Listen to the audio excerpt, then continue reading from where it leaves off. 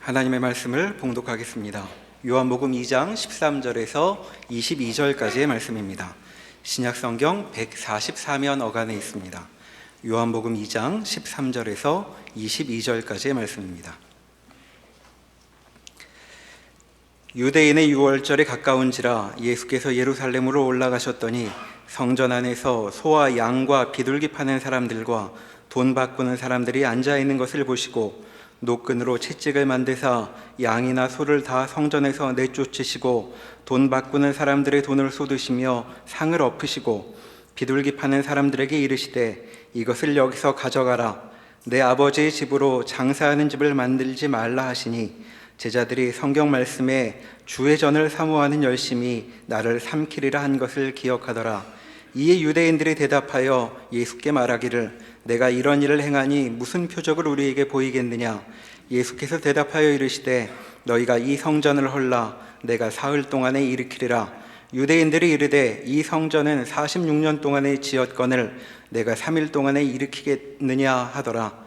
그러나 예수는 성전된 자기 육체를 가리켜 말씀하신 것이라. 죽은 자 가운데서 살아나신 후에야 제자들이 이 말씀하신 것을 기억하고 성경과 예수께서 하신 말씀을 믿었더라. 아멘. 오늘 본문 말씀은 예수님께서 성전에 가서 장사꾼들을 다 내쫓으신 사건입니다. 요한복음에서 이것을 서두에 위치시키는 것은 다른 복음서하고는 순서가 다릅니다. 사도 요한은 이 사건을 서두에 놔야 한다고 생각한 거죠. 첫 번째 표적이 가나 혼인잔치에서 포도주를 만드신 것입니다. 이 인류를, 인생을 하나님이 기쁨으로 채우시겠다라는 선언이었죠. 오늘은 성전을 와서 장사꾼들을 다 내어 쫓은 것인데, 장사꾼들이 와서 성전을 어지럽혔다, 더럽혔다라고 보통 이해를 하고, 예수님께서 성전의 거룩함을, 청결을 요구하셨다라고 보통 이해를 하는 사건입니다. 그렇지 않은 것은 유대인들의 질문이 다르기 때문입니다. 네가 이런 일을 할 자격이 있느냐라고 묻는 것입니다. 표적을 보여라. 그러니까 네가 우리의 제사, 성전의 그 목적을 지금 하고 있는 것이 잘못됐다고 허물어 버리는, 말하자면 그 제사 제도를 허물어 버릴 만한 무슨 고난이 있느냐. 그러자 예수님의 대답이 성전은 이렇게 와서 제사나 드리는 데가 아니다. 내가 새 성전을 지어 너희가 직접 하나님을 만나게 하겠다. 이렇게 답하는 데입니다. 그러니까 이제 쉽게 성경을 읽으시면서 도덕적 편견을 가지고 읽으면 안 됩니다. 성전의 거룩함을 지켜냈다. 장사꾼들을 쫓아냈다. 이런 식으로 읽으면 원래 의도를 못 만나게 되죠.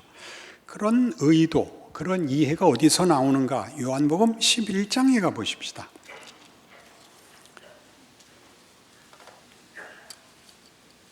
나사로를 살리시는 장면인데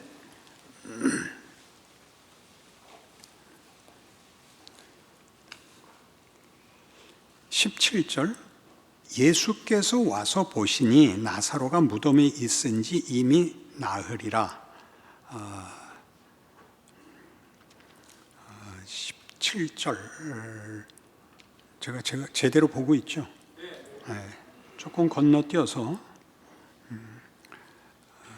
29절 보십시다. 마리아가 이 말을 듣고 급히 일어나 예수께 나아가매 예수는 아직 마을로 들어오지 아니하시고 마르다가 맞이했던 곳에 그대로 계시더라. 마리아와 함께 집에서 위로하던 유대인들은 그가 급히 일어나 나가는 것을 보고 고가로 무덤에 가는 줄로 생각하고 따라가더니 마리아가 예수 계신 곳에 가서 배웠고 그 발 아래 발 앞에 엎드려 이르되 주께서 여기 계셨더라면 내 오라버니가 죽지 아니하였겠나이다 하더라. 예수께서 그가 우는 것과 또 함께 온 유대인들이 우는 것을 보시고 심령에 비통히 여기시고 불쌍히 여기사 이르시되 그를 어디 두었느냐 이르되 주여 와서 보옵소서 하니 예수께서 눈물을 흘리시더라. 이렇게 되어 있습니다. 왜 일찍 안 불렀냐? 왜 일찍 가르쳐주지 않았냐? 너희들은 뭐하고 있었냐? 이래서 우는 거 아닙니다. 그가 분통을 터뜨리시는 것은 인생은 이렇게 값없이 죽도록 만든 것이 아니다. 이러는 장면입니다. 하나님이 인간을 만들 때 이렇게 속절없고 헛되게 없어지라고 짓지 않았다. 그런데 현실이 이렇게 됐다라고 우십니다. 살려내시죠. 살려내시는 것은 우리에게 이렇게 끝나는 것이 아니다를 증명하기 위해서입니다. 그러니까 지금 성전 사건도 똑같습니다.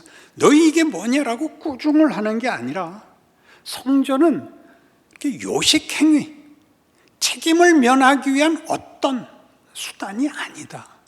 너희는 하나님이 너희를 만나고 하나님이 너희 아버지가 되고 너희 보고 나를 아버지라고 부르고 만든 데다 라고 화를 내시는 겁니다. 이 화는 폭력도 공포도 아닙니다. 알아들으시면 아멘? 기도원 가서 배운 겁니다. 말할 때마다 물어봐야 되더라고요. 그래서 이 문제, 도대체 어디가 잘못되었는가? 예수님이 오셔서 이 일을 분이 여기시는 바로 이것, 우리 보통 얘기하는 죄의 실체가, 핵심이, 정체가 무엇인가? 로마서 7장입니다.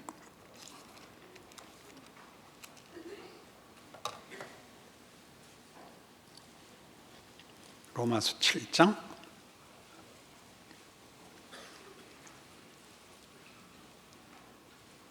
9절부터 봅니다. 전에 율법을 깨닫지 못했을 때에는 내가 살았더니 계명이 이름에 죄는 살아나고 나는 죽었도다. 생명에 이르게 할 그 계명이 내게 대하여 도리어 사망에 이르게 하는 것이 되었도다. 죄가 기회를 타서 계명으로 말미암아 나를 속이고 그것으로 나를 죽였는지라. 이로 보건대 율법은 거룩하고 계명도 거룩하고 의로우며 선하도다. 그런즉 선한 것이 내게 사망이 되었느냐?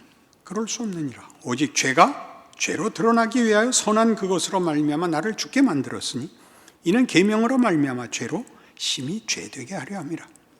우리가 율법은 신령한 줄 알거니와 나는 육신에 속하여 죄 아래 팔렸도다. 내가 행하는 것을 내가 알지 못하노니 곧 내가 원하는 것은 행하지 아니하고 도리어 미워하는 것을 행함이라. 만일 내가 원하지 아니하는 그것을 행하면 내가 이로써 율법이 선한 것을 시인하노니 이제는 그것을 행하는 자가 내가 아니요 내 속에 거하는 죄니라. 내 속 곧 내 육신에 선한 것이 거하지 아니하는 줄 아노니 원함은 내게 있으나 선을 행하는 것은 없노라. 내가 원하는 바 선은 행하지 아니하고 도리어 원하지 아니하는 바 악을 행하는도다. 만일 내가 원하지 아니하는 그것을 하면 이를 행하는 자는 내가 아니요 내 속에 거하는 죄니라. 그러므로 내가 한 법을 깨달았노니 곧 선을 행하기 원하는 나에게 악이 함께 있는 것이로다. 내 속사람으로는 하나님의 법을 즐거워하되 내 지체 속에서 한 다른 법이 내 마음의 법과 싸워 내 지체 속에 있는 죄의 법으로 나를 사로잡는 것을 보는도다. 오라 나는 곤고한 사람이로다. 이 사망의 몸에서 누가 나를 건져내랴. 이렇게 됩니다. 율법을 주었습니다. 그러나 그 율법을 이스라엘 백성들은 제대로 이해하지 못합니다. 마태복음 22장에 보면 한 율법사가 와서 예수께 묻습니다.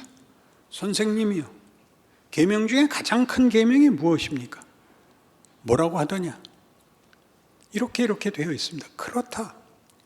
첫째는 네 마음을 다하고 뜻을 다하고 정성을 다하여 주 너의 하나님을 사랑하라 하는 것이요. 둘째는 이와 같으니 네 이웃을 네 몸과 같이 사랑하라는 것이라.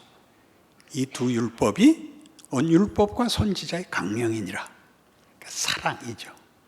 근데 문제는 율법을 지키려고 하면 사랑이 결과되지 않고 정죄가 결과되더라는 사실입니다. 놀랍지 않습니까? 우리 세상에서, 기독교를 떠나서 세상에서도 보십시오. 우리가 이 세계가 죄를 졌다는 것, 온 세상이 죄 아래 있다는 게 뭐냐? 정의를 해하려고 하면 살인을 해야 됩니다. 폭력을 써야 됩니다. 정직을 논하면 비난이 되지 정직한 사람이 생기지 않습니다. 정직하다고 말하는 사람은 아무것도 안 한 사람만 잘못이 없습니다. 그러니까 아무것도 안 해야 됩니다. 적극적인 것을 할 수가 없어서, 적극적인 명분은 알고 있는데 그 명분을 사용하는 순간 그 명분은 언제나 공포가 되고 심판이 될 뿐이지 사람을 살려내지를 못합니다. 여기에 바로 오호라나는 곤고한 사람이로다가 있습니다. 내가 옳은 일을 하고 싶은데 왜 그걸 쓰기만 하면 거기에는 보복이, 거기에는 분노가, 왜 거기에는 비극밖에 생기지 않는가? 이게 놀랍습니다. 그렇지 않습니까? 교회의 어려움은 뭐냐 하면 교회는 세상보다 명분이 더 강한 데입니다. 그래서 더 어렵습니다. 더 완벽을 요구하기 때문에 비난이 더 커집니다. 누가 울면 뭐라 그랬다고요? 옆에서? 너 내가 새벽기도 안 나올 때부터 너 그럴 줄 알았다. 그런 데니까요. 너 어려운 일 있구나. 나한테 말해봐. 내가 편들어 줄게. 얼마나 속상하니. 이 말을 못 한다니까요. 저한테 오세요. 전 그 말 할 줄 알아요. 우리는 이 말 하는 것이, 이게 구원을 받아야, 예수를 알아야, 중생을 해야 드디어 할 수 있게 되는 자리라는 것을 모릅니다. 그러니 끝없이 명분만 날이 서고 이상과 신념은 커지고 할 수 있는 것은 없어집니다. 그런데 하나님이 우리를 구원해서 이런 고민을 할 필요 없는 대로 휙 데려가셨으면 일은 쉬운데 아직도 명분만 있고 실력은 없는, 진리와 생명이 없는 세상에다 놔두었기 때문에 우리가 고민이 더 큽니다. 왜 믿었는데도 안 되냐가 됐죠. 왜 신앙이 좋으면 그렇지 않은 사람보다 더 어렵냐. 여러분, 교회 안에서 나오는 이런 표현은 정말 우리 가슴 아픈 거예요. 세상에서도 그 정도는 넘어가 준다. 근데 교회는 왜 더 심하냐. 이건 정말 굉장히 무서운 말이에요. 세상에서도 그 정도는 넘어가 주는 관용이, 이해가, 포용이 교회는 없다. 왜? 더 잘하려고 해서 더 큰 공포를 만들어낼 수 있습니다. 그래서 우리를 얘기하는 거 아닙니다. 예수님이 분노하시고 심판하셔서 하는 얘기가 아니라 분해하시는 겁니다. 성전을 허락한 이유, 율법을 준 이유, 교회를 세운 이유, 너희를 더 위대하게, 더 복되게 하려고 만든 거다. 제발 중간에서 옆길로 새지 마라. 손해보지 마라. 이 얘기를 성경이 우리에게 계속하는 것입니다. 그래서 이 로마서 7장 그 24절에 오호라 나는 곤고한 사람이로다의 답이 뭐죠? 우리 주 예수 그리스도로 말미암아 하나님께 감사하리로다. 그런즉 내 자신이 마음으로는 하나님의 법을, 육신으로는 죄의 법을 섬기노라.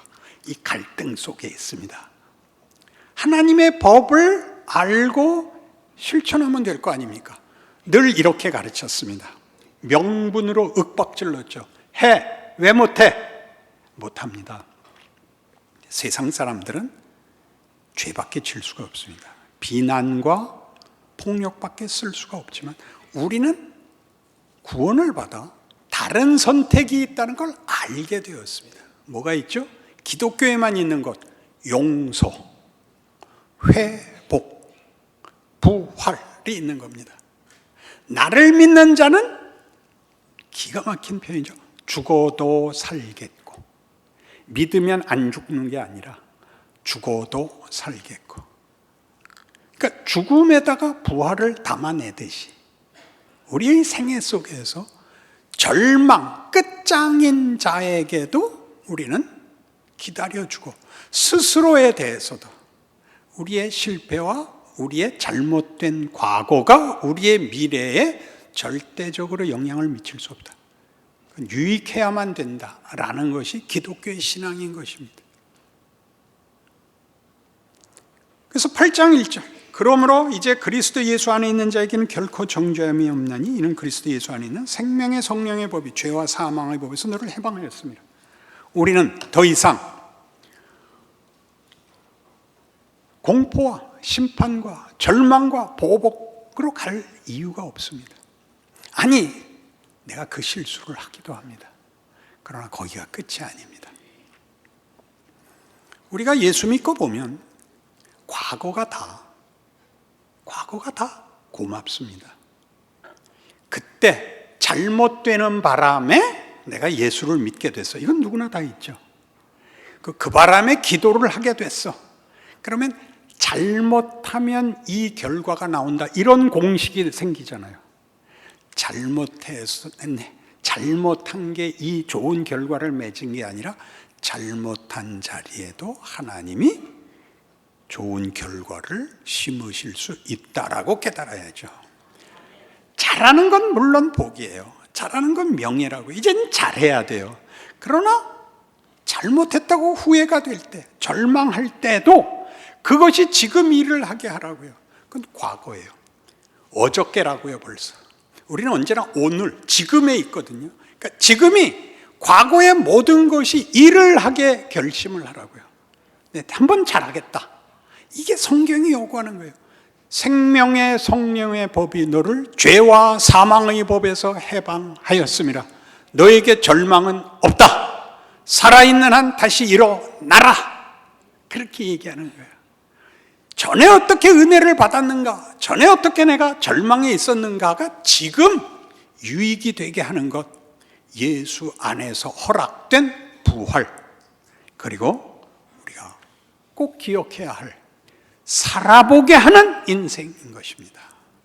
예수 믿는 자로 고역하고 몰랐고 자책밖에 없었던 조건 속에서 하나님 편을 드는 사람으로 커나가는 실제적인 인생을 살아보게 하는 것, 그게 현실인 것입니다. 여기를 다 오해하죠. 내가 뭘 잘못해서 내 인생이 고달픈가 그러지 마시고 여기서 어떻게 하나님의 사람 노릇을 하는가, 이렇게 되는 겁니다. 모든 주인공은, 드라마에서 모든 주인공은 모든 것을 가진 자일 수 없습니다. 왜요? 고난과 도전이 없으면 진정한 가치가 생겨날 수가 없기 때문입니다. 그렇지 않습니까? 다시 일어나는 것, 한 번 더 해보는 것,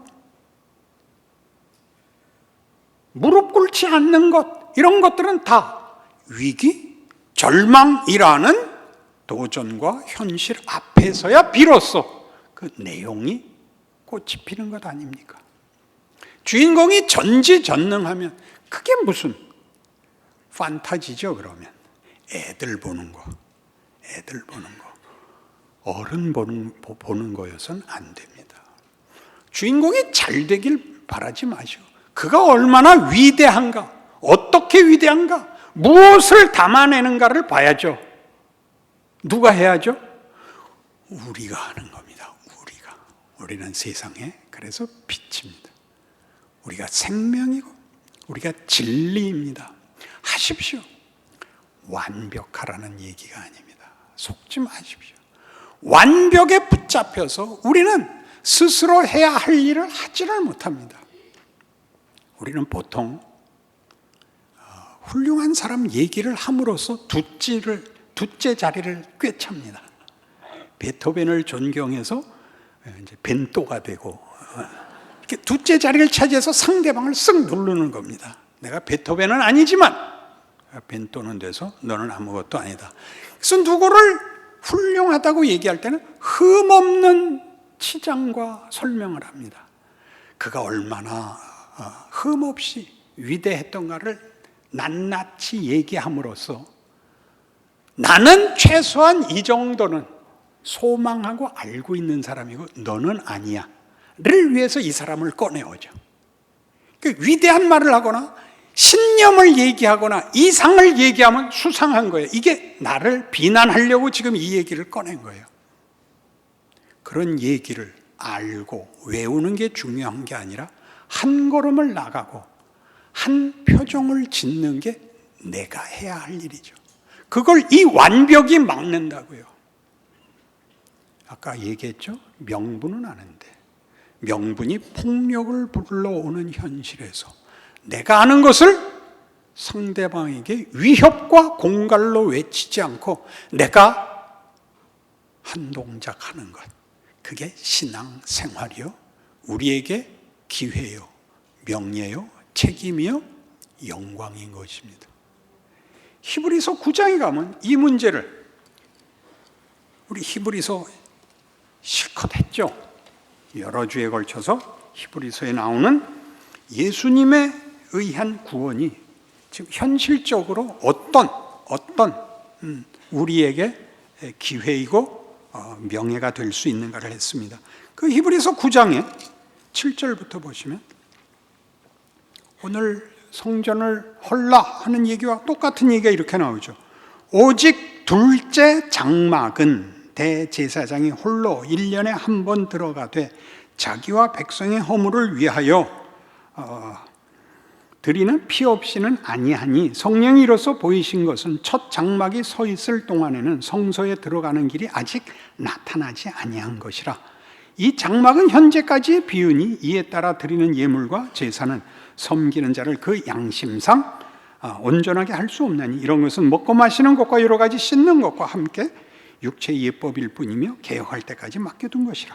그리스도께서는 장래 좋은 일의 대제사장으로 오사 손으로 짓지 아니한 것 곧 이 창조에 속하지 아니한 더 크고 온전한 장막으로 말미암아 염소와 송아지의 피로 하지 아니하고 오직 자기의 피로 영원한 속죄를 이루사 단번에 성소에 들어가셨느니라.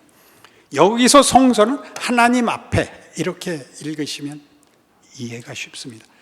예전에는 이렇게 멀리서 자기 죄를 고백하고 예물을 바치는 것으로 하나님과 먼 곳에서 부들부들 떨고 있어야 됐었지만 이제는 예수로 말미암아 하나님 존전의 단번에라는 것은 이제 예수로 인하여 영원히 허락된 다른 그 절차를 거칠 필요도 없고 횟수가 제한되지도 않은 아무 때나 필요하면 아무 때나 언제나 원할 때마다를 예수께서 이루셨는데 이것을 뭐라고 표현하느냐 하면 다시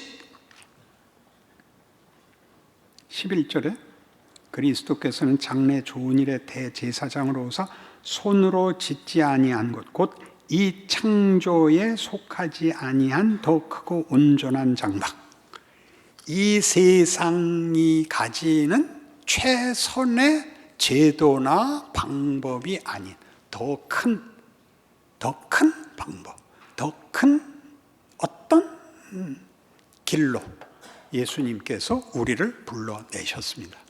우리가 예수를 믿는다는 것은 고린도후서 5장에 있는 말같이 그러므로 그리스도 예수 안에 있는 자들은 아닙니다. 누구든지 그리스도 안에 있으면 새로운 피조물이라 이전 것은 지나갔으니 보라 새 것이 되었다는 새로운 창조물이며 새로운 존재이며 새로운 세상에 들어왔느니라, 그런 뜻이라고요. 새로운 세상, 뭘 할 수 있는 세상, 하나님의 자녀가 되어 우리가 명분으로만 가지고 실제로는 하지 못했던 것을 할 수 있는 자리, 우리 마음에 넘쳐나는 어떤 하나님의 자녀의 진정한 정체성, 하나님이 우리를 이렇게 말이나 하고 소원이나 하고 실제로는 할 수 없는 이런 모습으로 만들지 않았다라는 예수님의 분노, 예수님의 그 안타까우심을 우리가 성전 사건과 율법에서 본 바와 같이, 나사로의 죽음을 가지고 본 바와 같이 우리 모두에게 지금은 너희가 할 수 있다. 이제는 너희 안에 생명의 성령의 법이 작동한다. 그러니 매일을 살아라 이겁니다. 어디에 묶이죠? 해봐야 소용없다에 묶이잖아요. 한 번 해서 온 세상이 다 변하는 것을 하려고 그러니까 안 되잖아요. 내가 하나, 내 인생에서 내가 손자리와 내가 마주한 경우에서 예수 믿는 사람이 할 수 있는 반응 얼마든지 있죠. 뭐가 있어요? 성경 어디서나 얘기하는 거, 나는 섬김을 받으러 온 것이 아니라 섬기러 왔노라 아닙니까? 사랑은 얼마나 무서워요. 사랑, 율법이 사랑을 목적하고 있다는 것을 우리는 사랑을 할 때에도 사랑이 당연히 집념에 불과하고 욕심에 불과합니다. 내 마음에 들어라 하잖아요. 내 마음에 들어라. 내가 너 사랑하니까 내 말 들어라. 그죠? 신앙도 그러죠. 내 기도 많이 해봤는데 너 이거 이번 결혼은 아니래. 결혼에 대해서 하나님은 그렇게 답하지 않습니다. 너 이 사람 사랑하니? 한번 살아볼래? 그러시지? 야, 그건 아니다. 네 짝 아니다. 이런 답은 그렇게 안 하십니다. 근데 우린 그렇게 해서 강제력이 되죠. 사랑도, 기도도, 신앙도, 신념도, 믿음도 다 사용이 뭐가 되나 보세요. 시퍼런 칼이 되고 말잖아요. 옆에서 일어나는 모든 일에 진심이라는 이름으로 나 좋게 해라잖아요. 나 좋게 해라. 고집을 부리는 사람들의 자기 변명이 그 근거가 뭐죠? 자기 변명의 근거. 사심이 없대. 난 진심이다. 사심이 없고 진심이고 무능하면 안 돼요. 무지하면 안 돼요. 아무것도 모르는 게 나는 진심이다라는 게 제일 골치 아픈 거예요. 어디가 어딘지 모르는데 난 열심히 간다가 제일 골치 아픈 거예요. 말을 안 들어요. 사심이 없으니까 가는 거예요. 진심이라서 그러면 안 돼요. 우리가 요한복음 1장 서론에서 봤던 게 뭐죠? 태초에 말씀이 계셨고 모든 창조물이 말씀으로 창조되었고 그가 세상에 왔는데 그는 생명이고 그는 빛입니다. 빛이 어둠에 비치는데 어둠이 깨닫지 못합니다. 그가 세상에 왔으나 백성들이 알아보지 않고 영접하지 않습니다. 얼마나 놀랍습니까? 창조주가 왔는데 몰라보는 겁니다. 자식이 부모를 몰라볼 수는 있어도 피조물이 창조주를 몰라본다는 건 말이 안 됩니다. 창조주의 영광을, 그 무게를, 그 존재론적 그 위험을 몰라봅니다. 어떻게 십자가에 그를 매달 수가 있었겠습니까? 그걸 감상적으로 뭐라 그럴 게 아니라 우리가 얼마나 허당이면, 얼마나 영적 감각이 없으면 그를 몰라봅니까? 빛이 어둠에 비치되 어둠이 깨닫지 못합니다. 그래서 누가 옵니까? 그를 증거하러 세례 요한이 앞에 옵니다. 뭘 증거한다고요? 빛을 증거하러 옵니다. 빛을 어떻게 증거합니까? 색깔을 얘기해 보세요. 색깔을. 장님에게 빨간색을 뭐라고 설명해 보십니까? 이렇게 얘기해야 맞는 거 아닙니까? 봐. 이게 빨간색이야. 그래야죠. 뭘 봐? 응? 빨간색은 만지면 불이 나는 것 같아. 그래요? 이거는 말이 안 되죠. 세례 요한은 뭘 증거하러 왔나요? 빛을 증거하죠. 우리가 장님이라는 걸 증언하죠. 우린 그를 알아보지 못합니다. 예수를 알아보지 못합니다. 그리고 느닷없이 12절에 이게 나와요. 영접하는 자, 곧 그 이름을 믿는 자들에게는 하나님의 자녀가 되는 권세를 주셨다고 나옵니다. 여기 밤낮 속아요. 이 믿음은 조건과 자격이 아닙니다. 창조주가 왔는데 알아보지 못하는, 빛이 어둠에 비추되 깨닫지 못하는 자들이 뭘 믿어요? 믿음을 조건과 자격으로 생각하는 건 얼마나 성경이 하고 싶은 얘기를 뒤집는 거예요. 모르죠. 눈을 떠야 합니다. 눈을 떠야 비로소 봐야, 이제부터 외워야죠. 이것은 초록색, 이것은 노란색. 봐야 얘기를 하죠.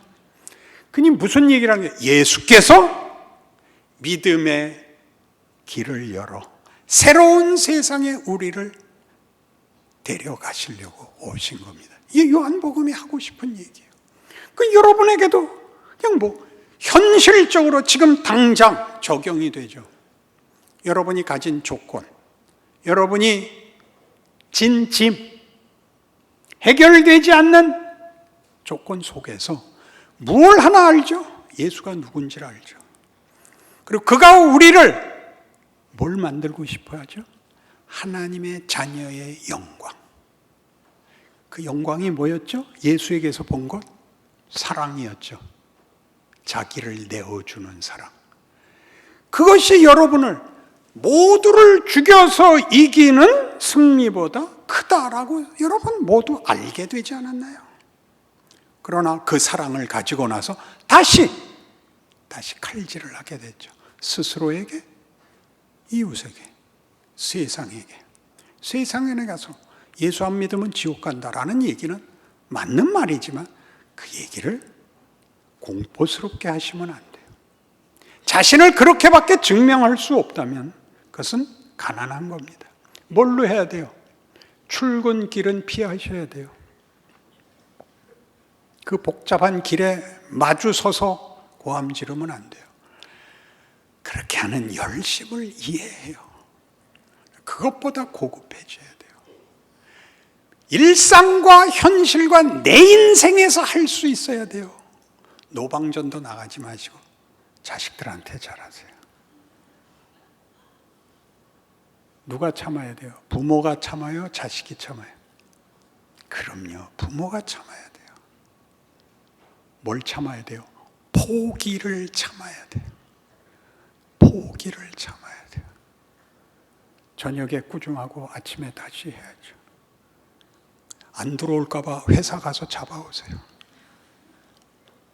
우리의 현실에 할 수 있는 거예요. 할 수 있는 거예요. 그래서 로마서 14장에 이런 말이 나옵니다. 찾아볼 거 없어요. 믿음으로 하지 않는 모든 일이 죄니라. 굉장하죠? 도덕적이지 않아요. 완벽을 구하지 않아요.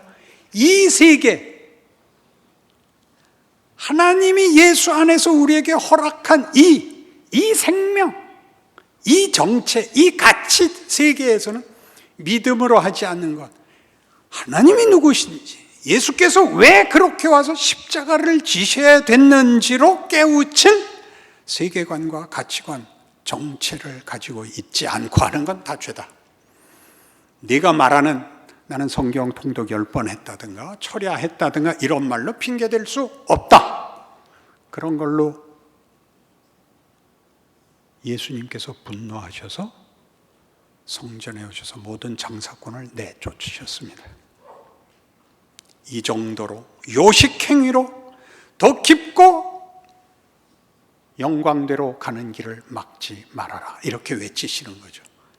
당신이 직접 성전이 되시겠다고.